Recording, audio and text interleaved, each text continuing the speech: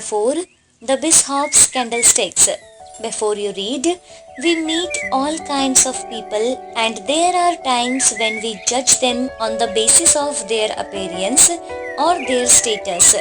There are still some people who, out of the goodness of their heart, are kind to everyone. This one act of kindness can reform even the most hardened of criminals. Have you ever shown or been the recipient of such kindness? Characters: the bishop, the convict, person, the bishop's sister, sergeant of gendarmes, Marie. Scene: the kitchen of the bishop's cottage. It is plain but very comfortably furnished. On the mantelpiece are two very handsome candlesticks which look strangely out of place with their surroundings. Marie is stirring some soup on the fire. Parsam is laying the cloth, etc. Parsam: Marie, tend to the fire properly to make the soup boil. Marie: yes, madam. Parsam: I wonder where my brother can be. Looking at the clock, it is after 11 o'clock and no sign of him. Marie: yes, madam. Parsam: did Monsignor the bishop leave any message for me? Marie: no, madam. Parsam: well, where did Monsignor say he was going? Marie: to my mother's, madam. Parsam: to your mother's indeed. And why, pray? Marie: Monsignor asked me how she was, and I told him she was feeling poorly. Parsam: you told him she was feeling poorly, did you? And so my brother is to be kept out of his bed and go without his supper because you told him she was feeling poorly. There's gratitude for you. Marie: madam, the soup is boiling. Parsam: then pour it out. Fool, and don't chatter. Marie about to do so. No, not like that. Here, let me do it. And do put the salt cellars on the table, the silver ones. Marie: the silver ones, madam? Parsam: yes, the silver ones. Are you deaf as well as stupid? Marie: they are sold, madam. Parsam: sold? With horror. Sold? Are you mad? Who sold them? Why were they sold? Marie: Monsignor the bishop told me this afternoon while you were out to take them to Monsignor Jervis, who has often admired them, and sell them for as much as I could. Parsam: but you had no right to do so without asking me. Marie with awe: but madam, Monsignor the bishop told me. Parsam: Monsignor the bishop is a ahem. But what can he have wanted with the money? Parsam: pardon, madam, but I think it was for Mayor Ginger. Parsam: Mayor Ginger, indeed. Mayor Ginger? What? The old witch who lives at the top of the hill and who says she is bedridden because she is too lazy to do any work. And what did Mayor Ginger want with the money? Pray? Marie: madam, it was for the rent. The bailiff would not wait any longer and threatened to turn her out today if it were not paid. Parsam: it is hopeless, hopeless. We shall have nothing left. His estate is sold. His savings have gone. His furniture, everything. Were it not for any little dot, we should strive. And now my beautiful, sob, salt cellars. Ah, it is too much, too much. She breaks down crying. Enter the bishop. Bishop: ah, how nice and warm it is in here. It is worth going out in the cold for the sake of the comfort of coming in. Looking at Parsam: why, what is the matter? You have been crying.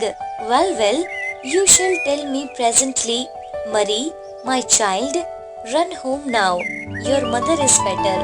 I have prayed with her, and the doctor has been.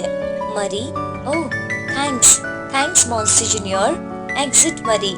Parsam: brother, I have no patience with you. There, sit down and take your soup.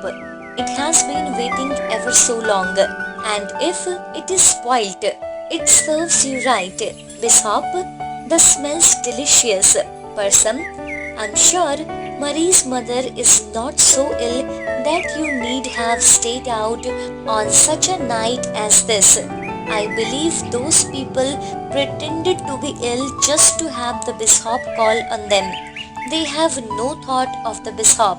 Bishop, it is kind of them to want to see me. Person, well, for my part, I believe that charity begins at home. Bishop, and so you make me this delicious soup. You are very good to me, sister. Have I hurt you? I remember you had been crying. Was it my fault? I didn't mean to hurt you. I am sorry. Person, oh, do go on eating your soup before it gets cold. Bishop, very well, dear. Sits, but tell me, Person, you are like a child. I can't trust you out of my sight. No sooner is my back turned than you get that little minx Marie to sell the silver salt cellars. Bishop, yes, the salt cellars. It is a pity. You were proud of them. Person, proud of them? Why? They have been in our family for years. Bishop, yes, it is a pity. They were beautiful, but still, dear, one can eat salt out of china just as well. Person, yes, or meat off the floor, I suppose. Oh, it's coming to that. And as for that old wretch, Mayor Ginger, I wonder, she had the audacity to send here again. Bishop, the bailiff, who is a very just man, would not wait longer for the rent. So you see, I had to pay it. Person, you had to pay it. Gesture of comic despair. Bishop, yes. And you see, I had no money, so I had to dispose of the salt cellars. It was fortunate I had them, wasn't it? Smiling, but I'm sorry, I have grieved you. Person, oh, go on. You are incorrigible. You will sell your candlesticks next. Bishop, with real concern. No, sister, not my candlesticks. Person, oh, why not? They would pay somebody's rent, I suppose. Bishop, you see, dear, my mother gave them to me on her deathbed just after you were born, and she asked me to keep them in remembrance of her. So I would like to keep them. Person, brother, you will break my heart, with tears in her voice. There, don't say anything more. Give me your blessing. I am going to bed. Bishop makes the sign of the cross and murmurs a blessing. Person locks the cupboard door and leaves. Person, don't sit up too long and tire your eyes. Bishop, no dear, good night. The bishop is stirring the fire. The convict enters stealthily. He has a long knife and seizes the bishop from behind. Convict, if you call out, you are a dead man. Bishop, but my friend, as you see, I am reading. Why should I call out? Can I help you in any way? Convict, hoarsely, I want food. I'm starving. I haven't eaten anything from 3 days. Give me food quickly. Bishop, eagerly, but certainly, my son, you shall have food. I will ask my sister for the keys of the cupboard. Rising. Convict, sit down. The bishop sits smiling. None of that, my friend. I'm too old a bird to be caught with chaff. You would ask your sister for the keys, would you? A likely story. Come, where is the food? I want no keys. I have a wolf inside me, tearing at my entrails, tearing me. Quick, tell me where the food is. Bishop, aside, I wish Person would not lock the cupboard. aloud. Come, my friend, you have nothing to fear. My sister and I are alone here. Convict, how do I know that? Convict, how do I know that? Bishop, why? I have just told you. The convict looks long at the bishop. Convict, hump. I'll risk it. Bishop, going to door.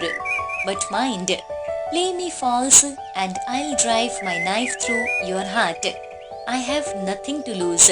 Bishop, you have your soul to lose, my son. Is it of more value than my heart? Calling, Person, Person. The convict stands behind him with his knife. Person, from within. Yes, brother. Bishop, here is a poor traveler who is hungry. If you will come and open the cupboard, I will give him some supper. Person, from within. What? At this time of night? Are we to have no sleep now, but to be at the back and call off every near do well who happens to pass? Bishop, but Person, the traveler is hungry. Person, oh, very well, I am coming. Sees the knife and is frightened. Brother, what is he doing with that knife? Bishop, the knife? Oh well, you see dear, perhaps he may have thought that I had sold ours. Laughs gently. Person, aside to him. Brother, I am frightened.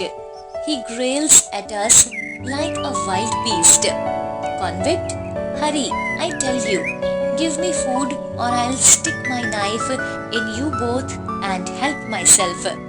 Bishop, give me the keys. Person, she gives them to him. And now, dear, you may go to bed. Person goes. The convict springs in front of her. Convict, stop. Neither of you leave this room till I do. She looks at the bishop.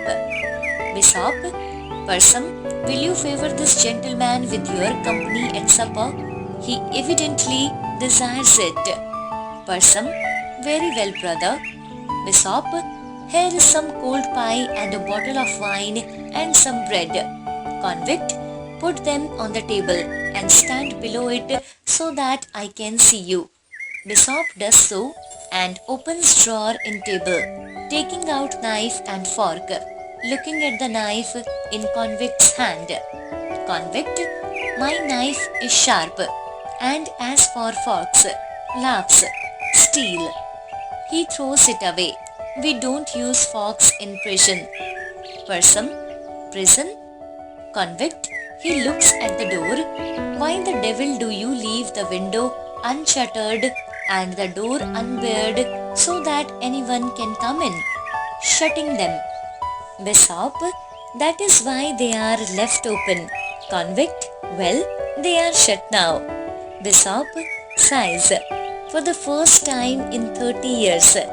Convict, you are not afraid of thieves? Bishop, I am sorry for them. Convict, sorry for them? Ha ha ha. Suddenly, what the devil are you? Bishop, I am a bishop. Convict, ha ha ha. A pup. Bishop, Person, you may leave us. This gentleman will excuse you. Convict, leave us? Yes, yes, leave us. Good night. I want to talk to the bishop. Bishop, good night, Person. Convict, chuckling to himself. The bishop, ha ha. Well, I am. Suddenly very loudly. Do you know what I am? Bishop, I think one who has suffered much. Convict, suffered? Puzzled. Suffered? My God. Yes, but that's a long time ago. Haha, that was when I was a man. Now I am not a man. Now I am a number. Number 15729. And I have lived in hell for 10 years. Bishop, tell me about it. About hell? Convict, why? Suspiciously. Do you want to tell the police to set them on my track? Bishop, No, I will not tell the police. Convict looks at him earnestly. I believe you, but damn me if I know why. Bishop, tell me about the time before you went to hell. Convict, it's so long ago I forgot, but I had a little cottage. There were vines growing on it. Dreamily, they looked pretty with the evening sun on them. And there was a woman. She was thinking hard. She must have been my wife. Yes, suddenly and very rapidly. Yes, I remember. She was ill. We had no food. I could get no work. It was a bad year, and my wife, my Janity, was ill, dying. Pause. So I stole to buy her food. Long pause. The bishop gently pats his hand. They caught me. I pleaded to them. I told them why I stole, but they laughed at me, and I was sentenced to 10 years in the prison hulks. Pause. 10 years in hell the night I was sentenced. The glower told me Janity was dead. Sobs with fury. Oh, damn them. Damn them. God curse them all. She sinks on the table, sobbing. Bishop, now tell me about the prison ship, about hell. Convict, tell you about it? Look here, I was a man once. I am a beast now, and they made me what I am. They chained me up like a wild animal. They lashed me like a hound. I fed on filth. I was covered with vermin. I slept on boards and I complained. Then they lashed me again for 10 years. 10 years? Oh God! They took away my name. They took away my soul, and they gave me a devil in its place. But one day they were careless. One day they forgot to chain up their wild beast, and he escaped. He was free. That was 6 weeks ago.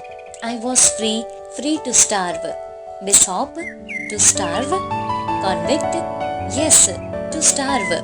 They feed you in hell, but when you escape from it, you starve. They were hunting me everywhere, and I had no passport, no name, so I stole again. I stole these rags. I stole my food daily. I slept in the woods, in barns, anywhere. I dare not ask for work. I dare not to go into a town to beg. So I stole, and they have made me what I am. They have made me a thief. God curse them all. Bishop, my son, you have suffered much, but there is a hope for all. Convict, hope? Hope? Ha ha ha, laughs wildly. Bishop, you have walked far, you are tired. Lie down and sleep on the couch there, and I will get you some coverings. Convict, and if anyone comes? Bishop, no one will come, but if they do, are you not my friend? Convict, your friend? Puzzled. Bishop, they will not molest the bishop's friend. Convict, the bishop's friend? Stretching his head, utterly puzzled. Bishop, I will get the coverings. Convict looks after him, stretches his head. The bishop's friend. He goes to the fire to warm himself and notices the candlesticks. He looks round to see if he is alone and takes them down, weighing them. Silver, by God, heavy, what a prize! He hears the bishop coming, and in his haste drops one candlestick on table. Bishop, you are admiring my candlesticks? I am proud of them. They were a gift from my mother, a little too handsome for this poor cottage perhaps, but all I have to remind me of her. Your bed is ready. Will you lie down now? Convict, yes, I'll lie down now. Puzzled, look here, why the devil are you kind to me? Suspiciously. What do you want? Ah, Bishop, I want you to have a good sleep, my friend. Convict, I believe you want to convert me, save my soul. Don't you call it? Well, it's no good. See, I don't want any damned religion. And as for the church, bah, I hate the church. Bishop, what is a pity, my son, as the church does not hate you. Convict, are you going to try to convert me? That's a good idea. Ha ha ha. No, no, Monsignor, the Bishop, I don't want any of your faith, hope and charity. So, anything you do for me, you are doing to the devil. Understand? Defiantly. Bishop, won't you lie down now? It is Convict, grumbling. Well, alright, but I won't be preached at. You're sure no one will come? Bishop, I don't think they will. You yourself have locked the door. Convict, hump. I wonder if it's safe. He goes to the door and tries it, then turns and sees the Bishop holding the covering. Here, annoyed, you go to the bed. Then turns and sees the Bishop holding the covering. Here, annoyed, you go to bed. I'll cover myself. The Bishop hesitates. Go on, I tell you. Bishop, good night, my son. Convict looks around and sees the candlesticks again. Hump, I'll have another look at them.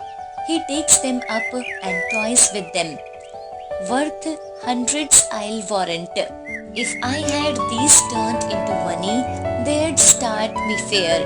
Hump, the old boy is fond of them too. Said they belonged to his mother. His mother, yes. They didn't think of my mother when they sent me to hell. He was kind to me too. But what's a bishop for expect to be kind to you? Here, cheer up, my hearty. You are getting soft. God, wouldn't my chain maids laugh to see 15729 hesitating about collaring the plunder because he felt good? Oh my God, good. Haha, 15729 getting soft. That's a good one. Haha. No, I'll take his candlesticks and go. If I stay here, he'll preach at me in the morning and I'll get soft. He takes the candlesticks, stores them in his coat, cautiously exits and slams the door. Person, from within, who's there? Who's there, I say? Am I to get no sleep tonight? Who's there, I say? Enter person. I'm sure I heard the door shut. Looking round, no one here. Sees the candlesticks have gone and knocks at the bishop's door. The candlesticks, they are gone. Brother, come out. Bishop, what is it, dear? What is it? What is the matter? Person, he has gone. The man with the hungry eyes has gone, and he has taken your candlesticks. Bishop, not my candlesticks, sister. Surely not those. He looks and sighs. Ah, that is hard. Very hard. He might have left me those. They were all I had. Almost breaking down. Person, well, but go and inform the police. He can't have gone far. They will soon catch him, and you'll get the candlesticks back again. You don't deserve them, though, leaving them about with a man like that in the house. Bishop, you're right, person. It was my fault. I led him into the temptation. Person, oh nonsense. I led him into temptation indeed. The man is a thief, a common scoundrel. I knew it the moment I saw him.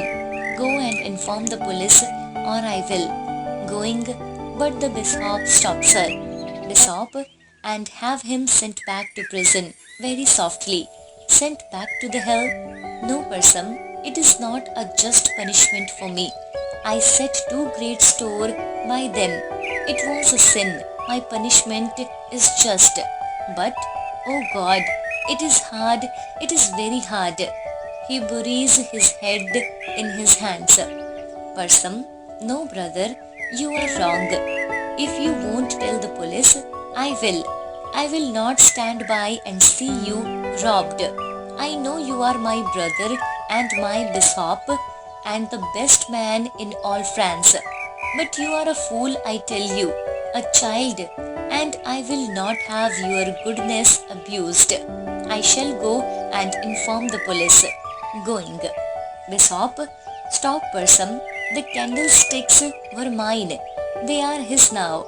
It is better so. He has more need of them than I. My mother would have wished it so had she been here. Parsam, but loud knocking at the door is heard. Sergeant, without, Monsignor. Monsignor, we have something for you. May we enter? Bishop, enter my son. Enter sergeant and 3 gendarmes with the convict bound. The sergeant carries the candlesticks. Parsam, so they have caught you, William, have they? Sergeant, yes, madam. We found this scoundrel slinking along the road, and as he wouldn't give any account of himself, we arrested him on suspicion. Holy Virgin, isn't he strong, and didn't he struggle? While we were securing him, these candlesticks fell out of his pockets. Parsam seizes them, goes to the table and brushes them with her apron lovingly. I remembered the candlesticks of Monsignor the Bishop, so we brought him here that you might identify them, and then we'll lock him up. The bishop and convict have been looking at each other, the convict with dogged defiance. Bishop, but I don't understand. This gentleman is my very good friend. Sergeant, your friend? Monsignor, Holy Virgin, well. Bishop, yes, my friend. He did me the honor to sup with me tonight, and I have given him the candlesticks. Sergeant, incredulously, you gave him your candlesticks? Holy Virgin, Bishop, severely, remember my son, that she is holy. Sergeant, saluting, pardon, Monsignor, Bishop, and now I thank you, may let your prisoner go. Sergeant, but he won't show me his papers. He won't tell me who he is. Bishop, I have told you he is my friend. Sergeant, yes, that's all very well, but Bishop, he is your bishop's friend. Surely that is enough. Sergeant, well, but Bishop, surely, a pause. The sergeant and the bishop look at each other. Sergeant, I hump to his men. Loose the prisoner. They do so. Right about turn. Quick march.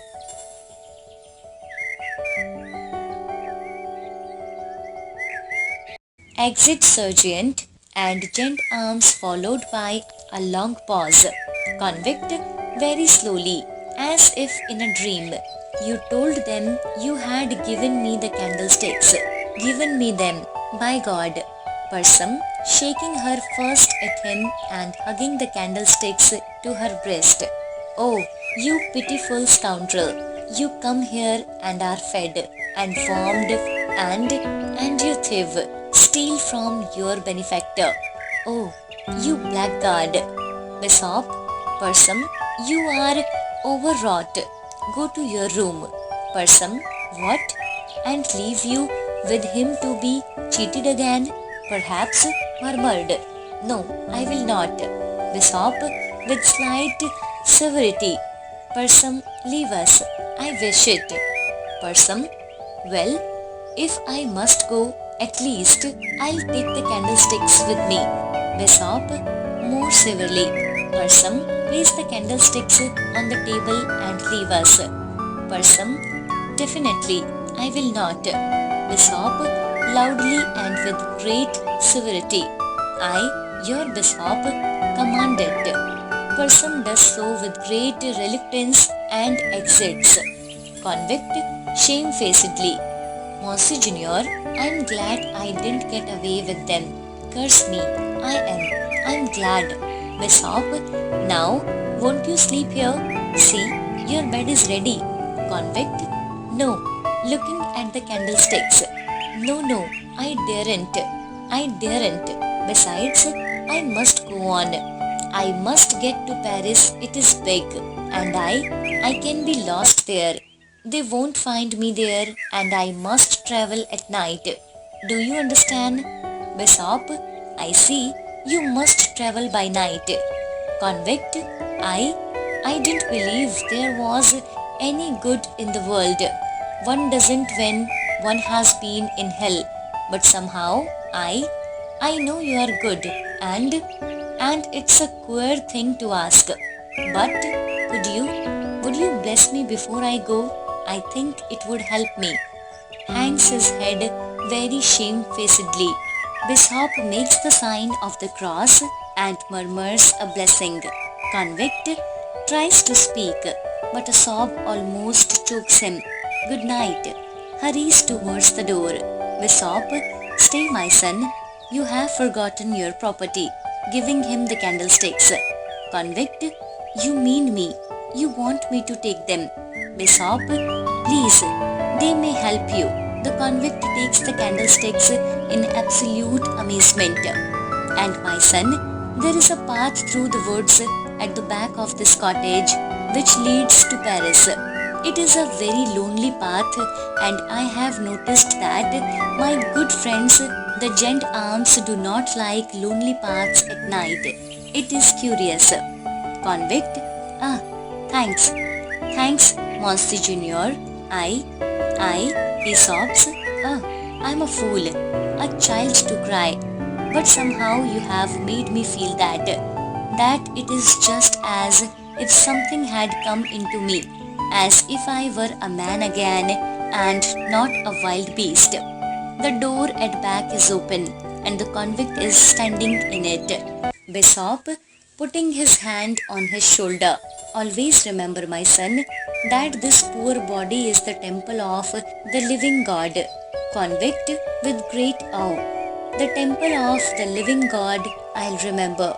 The bishop closes the door and goes quietly to the prie-dieu and sinks on his knees and bows his head in prayers. Curtain falls down slowly. Consider, choose a... Oh Captain, my Captain, before you read, life makes people all over the world experience struggle. However, some struggles are preventable, like hardship because of wars between nations. There are no winners in a war, and it only brings death and destruction. Peace is the only way to move forward. Have you ever thought about the futility of war and how it destroys nations? Discuss in class. Oh Captain, my Captain, our fearful trip is done. The ship has weathered every rack. The prize we sought is won. The port is near, the bells I hear. The people all exulting, while follow eyes the steady keel, the vessel grim and tearing. But oh heart, oh the bleeding drops of red, where on the deck my captain lies, fallen cold and dead. Oh Captain, my Captain, rise up and hear the bells. Rise up, for you the flag is flung, for you the bugle trills, for you bouquets and ribboned wreaths, for you the shores are crowding, for you they call, the swaying mass, their eager faces turning. Here Captain, dear father, this arm beneath your head, it is some dream that on the deck you have fallen cold and dead. My captain does not answer. His lips are pale and still. My father does not feel my arm. He has no pulse nor will. The ship is anchored safe and sound. its voyage closed and done. From fearful trip, the victor ship comes in with object won. Exult, O shores, and ring, O bells. But I with mournful tread walk the deck, my captain lies, fallen cold and dead. Summary: the poem is actually an extended metaphor about the death of the 16th President of the United States, Abraham Lincoln. It sets the scene of a ship returning to its port at the end of its voyage. The ship has stood against the obstacles and has come to be victorious. The people on the port are awaiting the arrival of the captain, and the speaker can hear the bells ringing and the cries of the enthusiastic crowd as the ship approaches the port. Suddenly, the speaker informs them that the captain has fallen, cold and dead. The speaker tries to talk to the captain and tells him to rise up as the bells are being rung. The flag is being hoisted and the bouquets and wreaths are being prepared for him. The speaker sees the captain as his father and call on to him repeatedly. But there is no answer from the captain, and he cannot feel the speaker's arms. The beating of his heart cannot be sensed by the speaker as well. The ship has been anchored to make it stable as the voyage has ended. The enthusiastic crowd is cheering for the victory, while the speaker is mournful for his captain's death.